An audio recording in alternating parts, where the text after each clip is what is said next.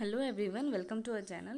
We are going to discuss Insight IS Daily Current Affair of 7th of November 2020. The topics that we are going to discuss today, there are 6 topics from the mains point of view and there are 2 topics that are from the prelims point of view. So let's start our today's discussion, and if you are new in our channel then please do like, comment and subscribe. And let's start our news discussion with the first news from GS paper 1, which covers the topic important geophysical phenomena such as earthquakes, tsunamis, volcanic activities and the cyclone etcetera. ठीक है, अभी news क्या है, why did cyclones give October a miss. तो context क्या है, इस बार क्या हुआ है, अक्टूबर टू दिसंबर का जो टाइम है, ठीक है, बहुत ज़्यादा फेवरेबल होता है फॉर द डेवलपमेंट ऑफ अ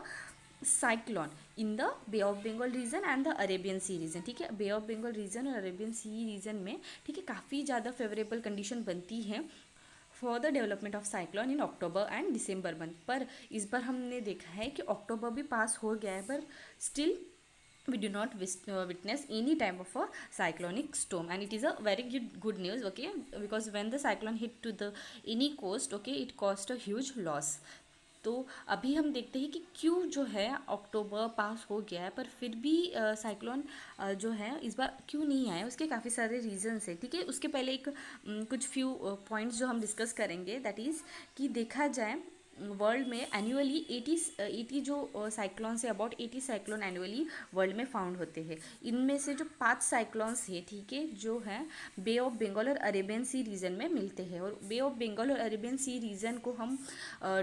साथ में नॉर्थ इंडियन ओशन भी बोलते हैं. ठीक है, तो 80 अबाउट 80 में से जो है एटलीस्ट जो 5 है वो इस रीजन में फाउंड होते हैं. और जो साइक्लोन इस रीजन में ओरिजिनेट होते हैं, that is North Indian ocean region, that is including the Bay of Bengal region and the Arabian Sea region, वो बाय मॉडल इन नेचर होते हैं. बाय मॉडल इन रीजन मतलब वो season they occur in the 2 season, that is April to June, उस जिसको हम pre monsoon बोलते हैं, और अक्टूबर टू दिसंबर, ठीक है, that is a post monsoon season. और जो मई एंड नवंबर का सीजन है, ठीक है, at it remains the most conducive for the development of the cyclone. इसलिए यहाँ पे जो दिया है, ठीक है, north Indian ocean region are bimodal in the nature, that is pre monsoon season में ऑकर हो सकते हैं और जो पोस्ट मानसून हमारा है वहाँ पे. ठीक है, अब इस बार जो साइक्लोन का डेवलपमेंट नहीं हुआ है this year, why, what are the reason behind it. तो सबसे पहला रीज़न है ओशन डिस्टर्बेंसेस. ठीक है, ओशन डिस्टर्बेंसेस सबसे पहला रीज़न है. ठीक है, देखा जाए ये हमारा जो भी, ठीक है, साइड डाउन साइड होगी हमारी इंडिया की. ठीक है, तो यहाँ पे देखा जाए Arabian Sea region and this is a Bay of Bengal region. ठीक है, यहाँ पे है चाइना का पार्ट और चाइना की साउथ चाइना सी. ठीक है, तो साउथ चाइना सी में ओशन डिस्टर्बेंस जो आता है, ठीक है, जिसके वजह से वो फर्दर ट्रैवल होता है towards the Bay of Bengal, and thus Bay of Bengal में कुछ डिस्ट्रक्शन आया है तो thus it hit to the Indian coast. And ये जो सिस्टम है, ठीक है, तो इस बार साउथ चाइना सी में जो है वो इतनी इंटेंसिफाई नहीं थी. ठीक है, thus it doesn't hit the Bay of Bengal and further it doesn't hit the Indian coast. And ये हुआ सबसे पहला रीज़न. सेकेंड है कि जो ला नीना की कंडीशन है इस बार इक्वेटोरियल पैसिफिक ओशन रीजन में काफ़ी वीक थी. ठीक है, ये सेकंड रीज़न हुआ कि क्यों इस बार जो है साइक्लोन का डेवलपमेंट नहीं हुआ. और थर्ड रीज़न है there was also the influence of a Madden Julian oscillation. ठीक है, MGO. अभी ये क्या है, इस बार इसका भी एक इन्फ्लुएंस रहा है. ठीक है, MGO क्या है, एक इस टाइप का, ठीक है, वेदर फिनोमिना है. ठीक है, eastward moving cyclic weather event है. ठीक है, मोस्टली ट्रॉपिक में होता है, ट्रॉपिक रीजन में होता है, and thus it influence the rainfall, wind, sea surface temperature and a cloud cover. और मोस्टली ये जो फिनोमिना है, ठीक है, ऑसिलेशन जो है वो होता है 30 to 60 डे साइकिल में. ठीक है, ये भी एक इसका जो इन्फ्लुएंस है वो भी एक रीज़न था कि इस बार क्यों हमें साइक्लोन नहीं दिखाई दिया. ठीक है, और एक लास्ट रीज़न है in November the vertical wind shear create due to the significant wind speed difference observed between higher and the lower atmospheric level prevent the low pressure system and depression from strengthening in the cyclone. ठीक है, तो जो favourable condition होती है cyclone के लिए वो इस बार जो है ज़्यादा नहीं थी. ठीक है, जिसके कारण जो हम बोल सकते हैं कि इस बार साइक्लोन नहीं आए, even though October month is being past. Okay, यहाँ पे जैसे इस पॉइंट में मेंशन है, ठीक है। ये ठीक है, वर्टिकल विंड स्पीड जो है, सॉरी, वर्टिकल विंड शेयर जो है, जो क्रिएट हुआ है, जिसके वजह से हम बोल सकते हैं it prevented the low pressure system. ठीक है, साइक्लोन में लो प्रेशर सिस्टम होती है, ठीक है, लो प्रेशर होता है, एंड दस जो है साइक्लोन को स्ट्रेंथनिंग करने के लिए जो फैक्टर्स नेसेसरी होते हैं वो नहीं हुए, और thus it is the reason why there is no cyclone development in this year. अब ये जो टॉपिक है ना, काफ़ी ज़्यादा इम्पॉर्टेंट टॉपिक है, ठीक है। तो मैं क्या करने वाली हूँ, ये सारा जो इतने भी जियो फिजिकल फिनोमिना है, ठीक है, इस पर सेपरेट वीडियोस बनाऊंगी। वहाँ पे हम ना हर एक जो टॉपिक है, ठीक है, जैसे अर्थक्वेक ले लिया हमने, अर्थक्वेक के मेन कॉजेज़ क्या है, ठीक है, उसके इम्प्लीकेशन क्या है, और अर्थक्वेक मैनेजमेंट, ठीक है, डिजास्टर मैनेजमेंट जो हमारा टॉपिक है GS3 का, ठीक है, GS3 का डिजास्टर मैनेजमेंट टॉपिक है। ये तीनों जो सेक्टर्स हैं, ठीक है, मतलब जितने भी जो जियो फिजिकल फिनोमिना है वो हम कंप्लीटली डिस्कस करेंगे with in few days. I am going to upload the video regarding each and every geophysical phenomena. Okay, और उसमें जो है GS3 का जो पोर्शन है डिज़ास्टर मैनेजमेंट, ठीक है, ईच एंड एवरी जो डिज़ास्टर्स है उसको किस तरीके से मैनेज करना चाहिए वो भी हम उसी में ही डिस्कस कर लेंगे, ठीक है। वो फिनोमिना कैसे फॉर्म होता है, उसकी इम्प्लीकेशन क्या है, उसके फेवरेबल कंडीशंस क्या है, अलॉन्ग उससे हम कैसे लड़ सकते हैं, दैट इज़ डिज़ास्टर मैनेजमेंट किस तरीके से कर सकते हैं, वो भी हम डिस्कस करेंगे, ठीक है। तो इसलिए मैंने इस बार इस वीडियो में जो है साइक्लोन का कंप्लीट फॉर्मेशन कैसे हुआ है वो नहीं बताया, ठीक है, but within few days I am going to discuss each and every geophysical phenomena. Okay, and now let's start the second news from GS paper 2, which covers the topic separation of a power between various organ dispute redressal mechanism and the institution. तो news है Haryana clear bill on right to recall the panchayati member. तो recently क्या हुआ है, हरियाणा की panchayat raj second amendment bill जो है 2020 उसको स्टेट असेंबली ने पास कर दिया है, ठीक है। और ये जो बिल है मेन इसका एम देखा जाए to increase their accountability to the voters, ठीक है, जो भी वोटर्स, ठीक है, पंचायत मेंबर्स रहेंगे उनको ये जो अकाउंटेबिलिटी है टू द वोटर्स उसको इंक्रीज करने के लिए ये जो अमेंडमेंट बिल पास किया है, ठीक है। इस बिल की अगर की फीचर्स देखे जाए तो सबसे पहला है this bill provide the right to recall the member of a panchayati Raj institution to those who elect them, ठीक है, जो भी इलेक्ट करते हैं, ठीक है, तो जो भी पंचायत राज इंस्टीट्यूशन के मेंबर्स होते हैं उसको रिकॉल करने की एक राइट प्रोवाइड करेंगे, ठीक है। उसके साथ साथ रिजर्वेशन जो है 50% दिया जाएगा वुमेंस को इन द रूरल बॉडीज़। तो ये बहुत अच्छा बोल सकते हैं बहुत अच्छा इनिशिएटिव्स है टू फॉर द वुमेन, ठीक है। और थर्ड क्या है, to it provides 8% reservation, 8% reservation दिया जाएंगे फॉर द मोस्ट डिसएडवांटेज जो ग्रुप्स है, ठीक है, अमॉन्ग द बैकवर्ड क्लासेस, ठीक है। और फोर्थ क्या है, it allow the recall for the village sarpanch and the member of a block level panchayat samiti and a district level जिला parishad if they fail to perform, ठीक है। अगर कोई भी जो बॉडी है इलेक्टेड बॉडी अगर फेल हुई, ठीक है, to perform their particular works and duties, तो जो मेंबर्स रहेंगे, ठीक है, जो भी वोटर्स हैं उनको राइट रही है कि they can recall the village sarpanch हुआ या member of a block level panchayat system हुआ या डिस्ट्रिक्ट लेवल जिला परिषद, ठीक है, if they perform to fail the if they perform their work. Okay, next क्या है, प्रोसीजर कैसे फॉलो की जाएंगी। तो सबसे पहला है जो सरपंच हो या कोई मेंबर हो, ठीक है, of the two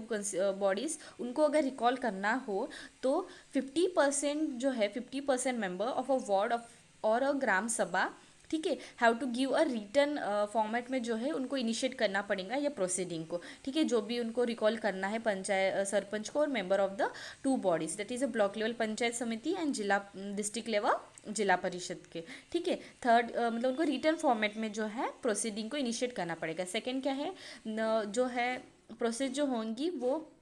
secret ballot, ठीक है, इसी के थ्रू फॉलो की जाएंगी, in which their recall will be required 2/3 member voting against them, ठीक है। अभी रिकॉल कर ही रहे हो तो 2/3 जो है मेंबर की वोटिंग लगेगी, ठीक है, सीक्रेट बैलेट थ्रू ही जो है प्रोसीडिंग की जाएंगी, ठीक है। इस तरीके से प्रोसीडिंग जो है वो अंडरगो करेगी, ठीक है। The key mandatory provision of the 73rd and 74th amendment are, ठीक है, जैसे हम जानते हैं 73rd एंड 74th अमेंडमेंट किससे रिलेटेड है, related to the Panchayati Raj institution and the municipal corporation, ठीक है, म्यूनसिपालिटीज़, तो इन सब से रिलेटेड है, ठीक है। ये बाद में ऐड हुई है, ऑब्वियसली अमेंडमेंट है, मतलब कॉन्स्टिट्यूशन में लेटर ऐड हुई है। तो इनमें से जो की प्रोविजंस है, ठीक है, तो सबसे पहला क्या प्रोविजन है कि रेगुलर इलेक्शंस होने चाहिए, ठीक है, regular direct election for all the local bodies, ठीक है, ग्राम पंचायत, पंचायत समिति, जिला परिषद हो या जो म्यूनसिपल कॉरपोरेशन हो या म्यूनसिपालिटीज़, उनके जो इलेक्शंस है वो रेगुलरली कंडक्ट होने चाहिए। सेकेंड क्या है, एक setting up of a state level election commission and the finance commission, ठीक है, ये जो लोकल बॉडीज़ रहेंगे, ठीक है, उनके लिए जो है उनके इलेक्शन कंडक्ट करने के लिए एक state level election commission and financial commission का सेटअप, ठीक है। उसके साथ साथ mandatory reservation for the Dalit and Adivasis in the local bodies, ठीक है, अकॉर्डिंग टू द जितना प्रोपोर्शनेट रहेगा उनका पॉपुलेशन में शेयर, उसके अकॉर्डिंग 33% रिजर्वेशन होना ही चाहिए वुमेंस के लिए। उसके साथ साथ डिस्ट्रिक्ट लेवल जो है प्लानिंग कमिटी जो कंसोलिडेट करेगी plan of a rural and the urban local body, ठीक है, ये कुछ मैंडेटरी प्रोविजन है जो 73 and 74th amendment of our constitution में ऐड किए गए हैं, ठीक है। इस तरीके से हमने ये सेकेंड न्यूज़ भी कवर कर ली। नेक्स्ट न्यूज़ है national food security act related news है, ठीक है, 2013 का एक्ट है वो। गवर्नमेंट ने, ठीक है, इस बार जो है नियरली 4.39 करोड़ जो है इतने सारे crore bogus ration card find किए हैं अंडर दिस एक्ट, ठीक है, नेशनल फूड सिक्योरिटी एक्ट 2013 से, ठीक है, 2013 से ये जो एक्ट है, ठीक है, आया है, तो तब से उन्होंने फाइंड किया है नियरली 4.3 लाख जो है बोगस रेशन कार्ड होल्डर्स, ठीक है। तो अभी इस एक्ट के बारे में अगर देखा जाए तो इस एक्ट का मेन ऑब्जेक्टिव देखा जाए तो to provide for food and nutrition security in a human life cycle approach by ensuring access to adequate quality food quantity of a quality food at a affordable price to the people to live a life with a dignity, ठीक है। Objective है कि वो provide करे food और nutrition जो होता है, न्यूट्रिशन सिक्योरिटी टू द जो भी पीपल्स है, ठीक है, उनको एंड टू लीव और उनको जो न्यूट्रिशन या फूड जो प्रोवाइड किया जाएगा, ठीक है, फूड ग्रेन जो उनको प्रोवाइड किया जाएंगे इस तरीके से प्रोवाइड करें, ठीक, कि उनको जो प्राइस है वो अफोर्डेबल हो, ठीक है, and thus it will help to increase their nutrition values, okay. ये हो गया नेशनल फूड सिक्योरिटी जो एक्ट है 2013 का ऑब्जेक्टिव। अभी उसके कुछ की फीचर्स हैं, ठीक है, तो सबसे पहला यहाँ पे जो एक फीचर दिया है दैट इज़ फर्स्ट फीचर, ठीक है, तो इसके बारे में दिया है कि the coverage and entitlement under the target public distribution system, ठीक है, पीडीएस सिस्टम जो होती है, तो टारगेट पब्लिक डिस्ट्रीब्यूशन सिस्टम का जो कवरेज है, ठीक है, इट कवर्स नियरली 50% जो है अर्बन पॉपुलेशन को कवर करती है और जो 75% जो है पब्लिक रूरल पॉपुलेशन को कवर करती है, और उनको जो है फूड ग्रेन दिया जाता है नियरली 5 kg जो है फूड ग्रेन दिया जाता है पर पर्सन पर मंथ, ठीक है। हाउएवर जो भी बहुत ज़्यादा पुअर पीपल होते हैं, ठीक है, पुअर हाउस होल्ड होते हैं, पुअरेस्ट ऑफ द पुअर, उनको जो है 35 kg of a food grain मिलता है per household per month under the Antyodaya Anna Yojana, ठीक है, इस योजना के अंदर उनको 35 kg मिलता है और बाकी जो रेस्ट ऑफ द है उनको 5 kg मिलता है अकॉर्डिंग टू द एरिया, ठीक है। अगर रूरल पॉपुलेशन हो तो नियरली 75% कवरेज है वहाँ पे, और अगर अर्बन पॉपुलेशन है तो वहाँ पे मतलब अर्बन एरिया में जितना पॉपुलेशन है वहाँ पे 50% कवरेज है, ठीक है, that is targeted public distribution system का कवरेज। नेक्स्ट है subsidies provided under T PDS, ठीक है, and their revision, that is अभी कितना सब्सिडी वगैरह भी प्रोवाइड किया जाता है for the period of a 3 year from the date of a commencement of the act, fruit grain under TPDS will be made available at the subsidized price of rupees 3 or 2 or 1 kg for rice weight and a coarse grain, ठीक है। तो उनको एक subsidise price में जो है जो भी पीपल्स जो भी बेनिफिशरी होंगे उनको प्रोवाइड किया जाता है। देखा जाए तो 3 रुपये में जो है राइस दिया जाता है, 2 rupees में वेट एंड 1 rupees पर केजी जो है कोर्स ग्रेन को उनको दिया जाता है। Next is identification of a house hold, ठीक है, आइडेंटिफिकेशन जो भी एलिजिबल हाउस होल्ड हो, ठीक है, in the state and UTs under the targeted जो है पीडीएस सिस्टम जो है उसमें। नेक्स्ट क्या है nutrition support to women and the children, ठीक है, children in the age group of a 6 month to 14 year and the pregnant woman and the lactating woman will mothers will be entitled to meal as per the prescribed nutrition norm under the integrated child development services, ठीक है। ICDS के under जो है lactating women और pregnant women को provide किया जाता है ऑब्वियसली न्यूट्रिशन वैल्यू, और जो चिल्ड्रन की एज ग्रुप है 6 to 14, ठीक है, उनको भी जो फूड है वो भी दिया जाता है and under the mid day meal scheme, ठीक है, मिड डे मील स्कीम के थ्रू भी उनको जो है फूड प्रोवाइड किया जाता है, ठीक है। Nutrition support women's and children के लिए ये है, ठीक है, आईसीडीएस है और मिड डे मील स्कीम है, ठीक है। Malnutrition children up to the age of 6 has to be prescribe of the high nutrition norms, ठीक है। हाई न्यूट्रिशन नॉर्म्स रहते हैं उनके लिए जो माल नरिश चिल्ड्रंस होते हैं, ठीक है। तो ये सारा जो है जो नेशनल जो फूड सिक्योरिटी एक्ट है 2013 के अंडर में ही आता है, ठीक है। Next is a maternity benefit, ठीक है, जो प्रेग्नेंट वुमेन और जो लैक्टेटिंग वुमेन मदर्स होते हैं उनको वो रिसीव करते हैं मैटरनिटी बेनिफिट ऑफ ₹6,000, ठीक है, उनको 6,000 रुपीज़ मिलते हैं। Next is a women empowerment for this purpose of issuing ration card eldest women of the household of age 18 और above is to be the head of the household, ठीक है। तो जिनको भी ration card मिलता है ना, तो उनकी जो वहाँ पे उनकी जो हाउस होल्ड में जो भी वुमेन है, ठीक है, उसको जिसकी एज 18 के अबव है, ठीक है, उनके ही नाम पे होता है, ठीक है, मोस्टली। तो thus it somewhere promote the women empowerment. Next is a grievance redressal mechanism, ठीक है। नेक्स्ट फीचर क्या है, ग्रीवेंस रिड्रेसल मैकेनिज्म भी अवेलेबल है both in the district and the state level. Next one is a cost of a transportation and handling of a food grain and fair price shop dealer margin. The expenditure incurred by the state on transportation of a food grain within the state is handling and fair price shop dealer margin as per the norm to be device for this purpose, ठीक है। जितने भी जो fair price shop है, ठीक है, जहाँ से राशन वगैरह मिलता है और जो भी ट्रांसपोर्ट लगता है, ठीक है, ट्रांसपोर्ट और handling of the food grain obviously हर एक स्टेट में हर एक विलेज में ट्रांसपोर्ट किया जाता है, तो उनका जो भी है, ठीक है, वो सब कुछ एक नॉर्म के बेस पे ही चलता है, ठीक है। असिस्टेंस प्रोवाइड किया जाता है to the state and it will be provided by the central government to meet the above expenditure, ठीक है। Next is transparency and accountability, ठीक है। In order to ensure the transparency accountability provision काफ़ी ज़्यादा वहाँ पे ऐड किए हैं, ठीक है, एंड रिकॉर्डेड ठीक है, काफ़ी सारे प्रोविजन भी ऐसे बनाए हैं to disclose the record related to the PDS social audit and setting up vigilance commission, ठीक है। तो ये सारा अकाउंटेबिलिटी और ट्रांसपेरेंसी मेंटेन करने के लिए ये सारी जो मेन वर्क है वो किए जाते हैं, ठीक है। Next is a food security allowance, ठीक है। In case of a non supply of entitle food grain or a mill, there is a provision of a food security allowance to entitle beneficiary, ठीक है। अगर किसी reason के वजह से, ठीक है, अगर बेनिफिशरी जो भी है, ठीक है, रेशन कार्ड होल्डर है या जो भी जिनको भी बेनिफिट प्रोवाइड किया जाता है इस एक्ट के अंदर, तो उनको अगर किसी रीज़न के वजह से अगर नहीं प्रोवाइड हुआ तो उनको जो है उसके बिहाफ में, ठीक है, अलाउंस भी प्रोवाइड किया जाता है, तो वो भी एक बहुत अच्छा जो प्रोविज़न हम बोल सकते हैं। नेक्स्ट इज़ अ पेनाल्टी, ठीक है। अगर कोई पब्लिक सर्वेंट और any authority fail to comply the relief, ठीक है, जो रिकमेंड की गई है by the district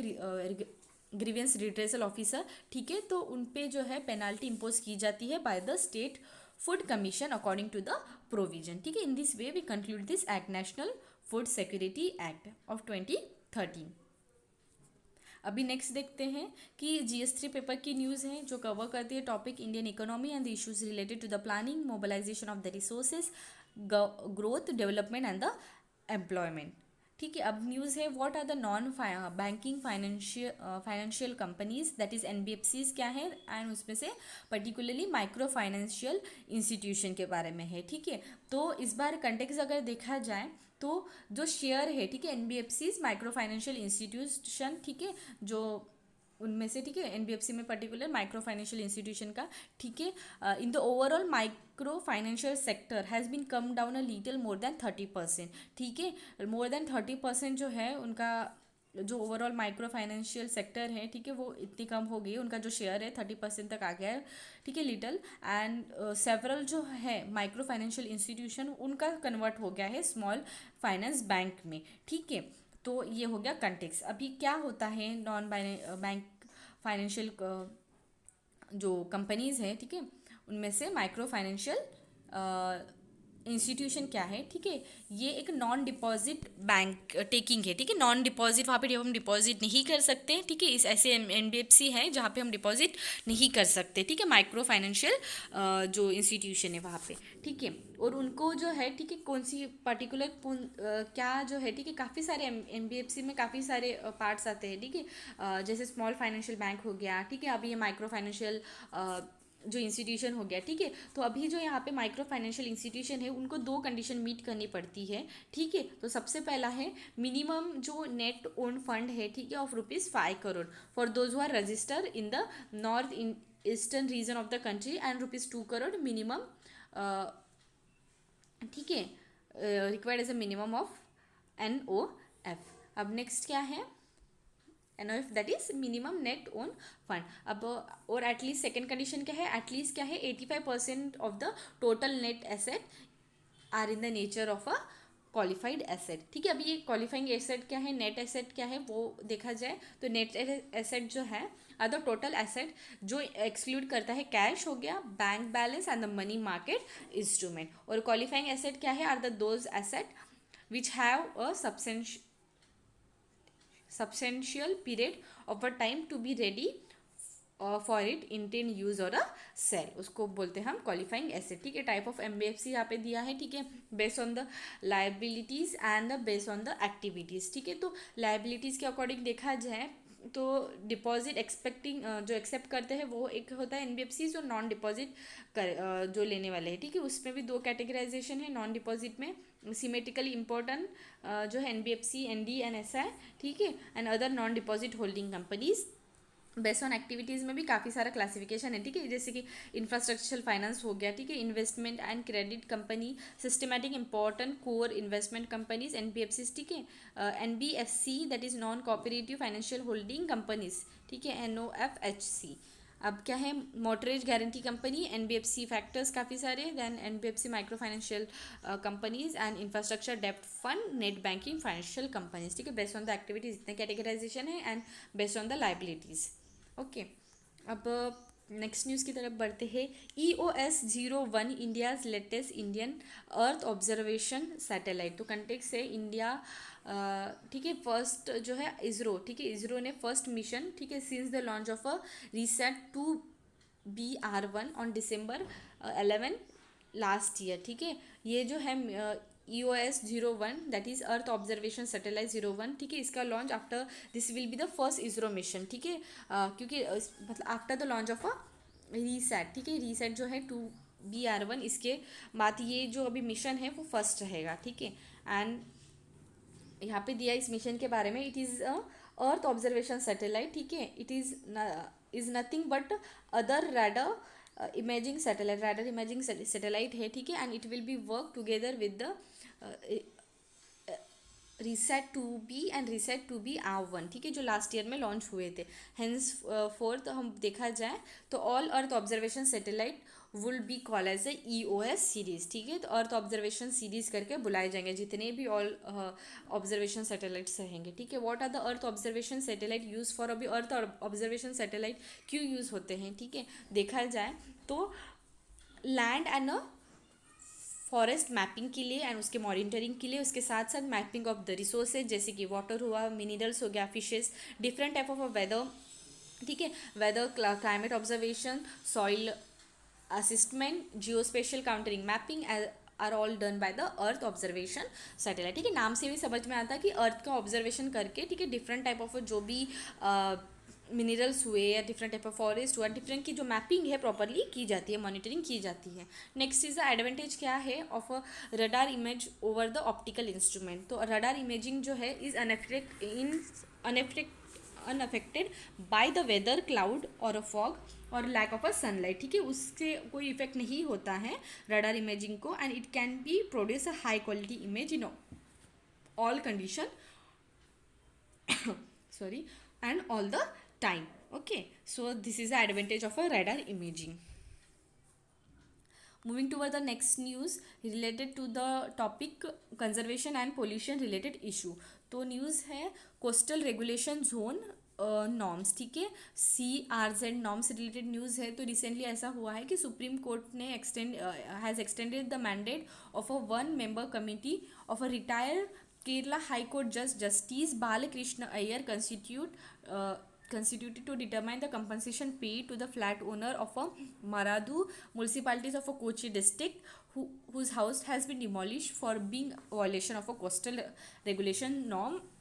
of the state, ठीक है। तो CRZ के नॉर्म्स को वॉयलेट करने के वजह से, ठीक है, एक पर्सन था जिसके हाउस जो था, ठीक है, उनका जो घर था वो डिमोलिश कर दिया गया था, ठीक है। तो अभी क्या हुआ है,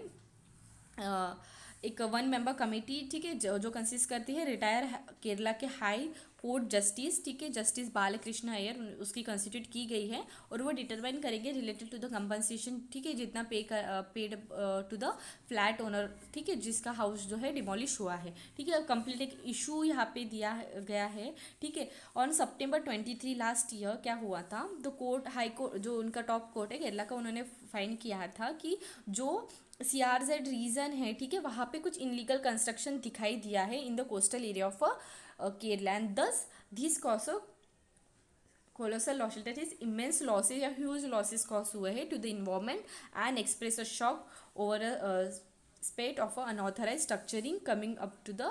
कोची मराडू, ठीक है। उसके बाद मतलब ऑब्वियसली अगर इनलीगल कंस्ट्रक्शन हुआ है कोस्टल एरिया में तो कहीं ना कहीं लॉस होगा, और जिसके कारण, ठीक है, coming to the heavily on Kerala government, ऐसा ऑर्डर दिया गया है कि जितने भी अपार्टमेंट है नियरली वहाँ पे डिमोलिश, 4 अपार्टमेंट थे तो उनको डिमोलिश कर दिया गया बाय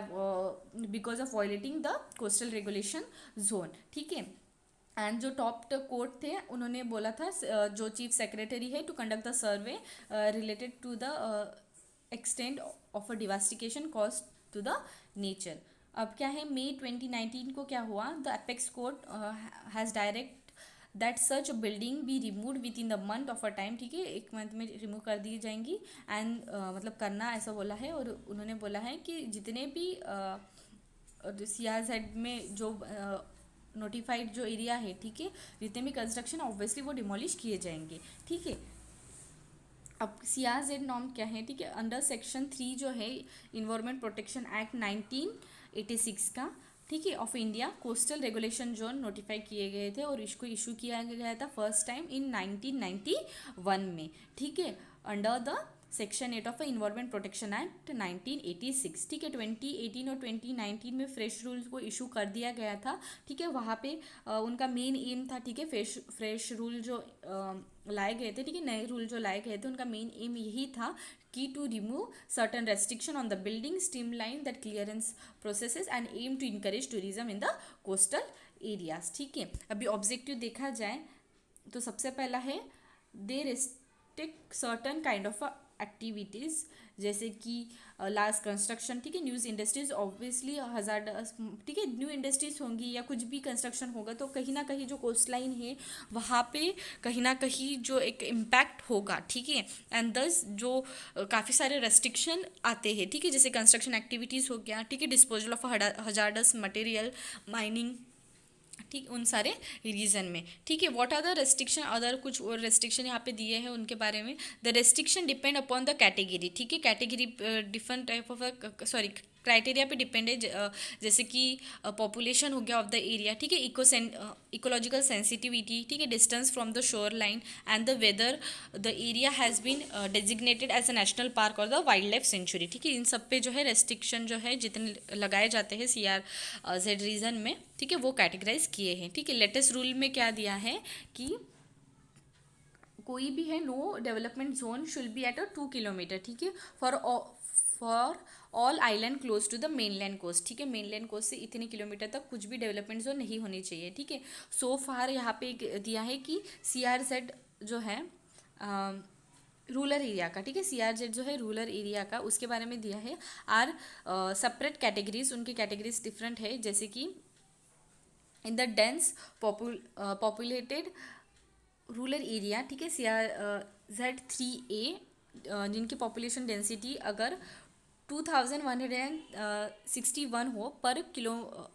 पर स्क्वायर किलोमीटर, ठीक है, एज पर द 211 सेंसस, तो वहाँ पे है नो डेवलपमेंट जोन 50 किलोमीटर के यहाँ पे रहेगा from a high tide level and as against the 200 metre stipulate earlier, ठीक है, पहले 200 मीटर था तो अभी जो है 50 मीटर दिया है, ठीक है। और CRZ 3B में क्या मेंशन है, कैटेगराइज रूरल एरिया पॉपुलेशन जिसकी डेंसिटी इतनी, ठीक है, यहाँ पे जितना सेम है 2161 per square kilometre. Area will be continue to have no development zone extended up to 200 kilometre high tight line, sorry below, ठीक है। यहाँ पे यहाँ का पॉपुलेशन इतना डेंसिटी होनी चाहिए, और यहाँ पे बिलो जिसकी रहेंगी उनका जो है इतना ही डिस्टेंस तक जो है हाई टाइड लेवल इनिशियली जितना था उतना ही कंडीशन है, पर जिनकी पॉपुलेशन इतनी रहेगी तो उनको जो है नो डेवलपमेंट जोन 50 किलोमीटर तक है, ठीक है। इम्प्लीमेंटेशन क्या है related, while the CRZ rules are made by the union environment ministry, implementation जो है वो इंश्योर किया जाता है by the state government through the coastal zone management authority. Moving to the next news fact related to the prelim. Madagascar for a Madrasa for a transgender in a Bangladesh, ठीक है। तो Bangladesh has open, उन्होंने first time open किया है first Islamic school for the transgender Muslim के लिए, with ये first ऐसा हम बोल सकते हैं फर्स्ट ऐसी स्टेप रहेंगी which towards the integrating the discrimination faced by such people, ठीक है, discriminated by the minorities into the society. Next is the national water award, ठीक है, second national water award is going to confirm in November. इस award के बारे में अगर देखा जाए तो अवार्ड जो है दिया जाता है department of water resource, river development and Ganga rejuvenation and the ministry of Jal Shakti government of India, that is, ठीक है, जल शक्ति मिनिस्ट्री इनके थ्रू दिया जाता है, इन तीनों के थ्रू दिया जाता है। अवार्ड सेवरल कैटेगरीज में होता है, सेवरल कैटेगरीज होते हैं, best state, best district, best school, best newspaper, best NGO, best industries, इस तरीके से, एंड उसके भी सब कैटेगरीज होते हैं, ठीक है, national water award. In this way we conclude our today's news section. Have a nice day, thank you.